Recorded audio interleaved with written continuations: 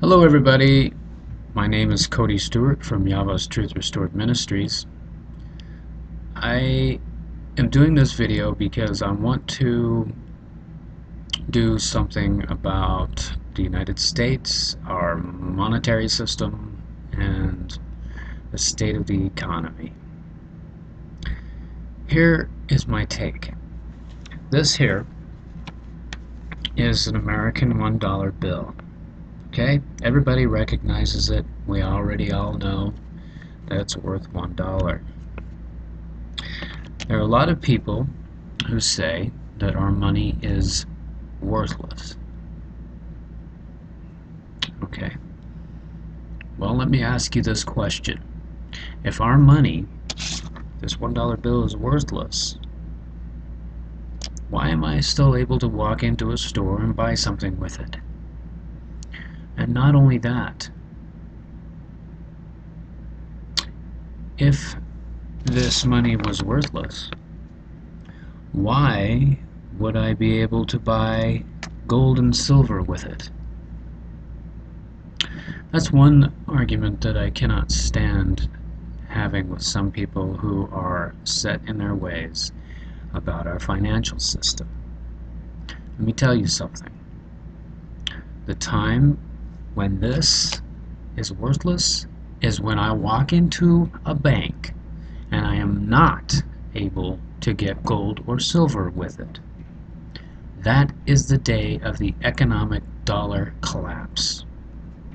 Until then, we still have a monetary system that is backed by gold and silver, that I can walk into any bank, I can walk into any store, I can walk in anywhere, and I can pick up gold and silver with this. Well, obviously gold and silver is a little bit more than $1, but you know what I mean. The other thing I want to talk about is the state of America. Are we the greatest nation on earth? Absolutely not. Are we the worst? Absolutely not. Where are we? Well, we are at a critical time where we need to get off of our butts and do something. Everybody needs to. Here's the message. Jonathan Cahn wrote a book, and it's called The Harbinger. I'm not going to get too much into that because some people think that I made a prediction that China was going to come over and take America and it was going to be the new China or whatever. Well, we already live in a socialist republic, which isn't too far away from what China and Russia was. But that doesn't matter, okay? Because we're not there yet. There still is a lot of freedom here. It's a sucky country.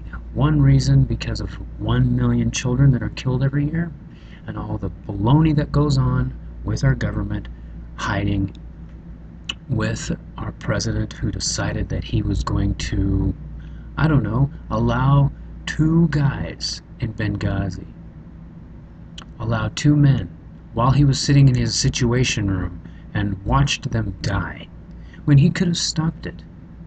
When those sorts of things are done, then we know that we have a sort of a government that does not care about its people or its military.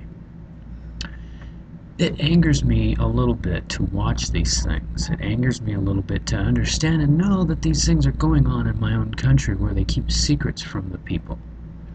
But it's just the way it is with any government, with any place in the world.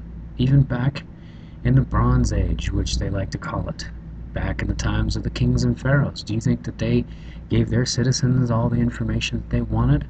Of course not, because power comes with knowledge. And if you have the knowledge, then you have the power, and you're not easily stopped. So anyway, here's my point.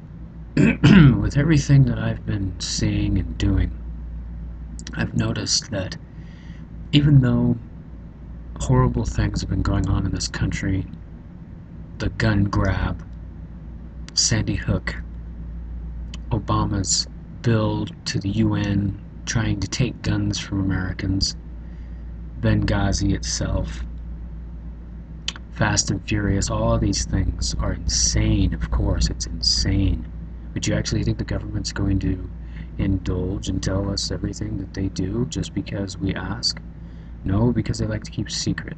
One, there's a few things that I understand. National security.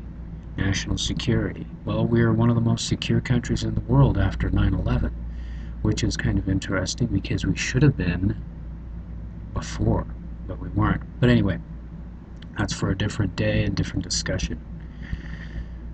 Fiat money. This money that the Fed is pumping out into America, it is still backed. I can still walk into a bank and I can still get gold and silver with it. So until the day comes that I can't, it's still good money. And I really think that everybody should stock up on food and water. And there's a reason. I do believe that there is going to be an economic collapse, and we may just go back to the gold standard.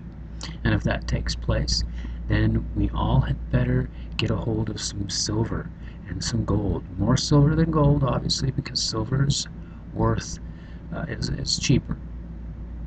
So, real quick, let me just add this. And this is the subject of America and where we are. Jonathan Cahn made a great point. The Chinese aren't going to come in militarily and take over. What they are going to do is they're going to come for the money. They're going to come for the real money, which is gold and silver, and that's going to be in the year 2015. How are they going to do it? They're probably going to do it and say, listen, here's the deal. We won't take your country if you give us your gold and silver. And why do you think that they're all out all over in the world taking natural resources, buying up land, and that sort of thing?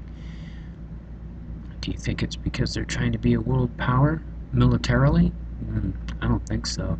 There are more ways to overcome, improvise, adapt, and overcome, and there are more ways to take over the world. There are more ways than militarily to take over the world. Some people do it with their brains, other people do it with their brawn. I think China's flexing their brain right now, and so we will see a little bit more of that in the coming years. And I'm saying 2015 because that's the year of the Shemitah, where Jonathan Cahn was talking about in The Harbinger that is the next Shemitah, where all debt is wiped out, and yada yada yada. Go ahead and watch Jonathan Cahn's The Harbinger. There's a movie. It's kind of a pieced together movie, but look at it. I'm not joking. 2015. All right. God bless everybody. This is Cody Stewart for Yahweh's Truth Restored Ministries, and I hope everybody has a great and wonderful day and week. God bless. See you next time.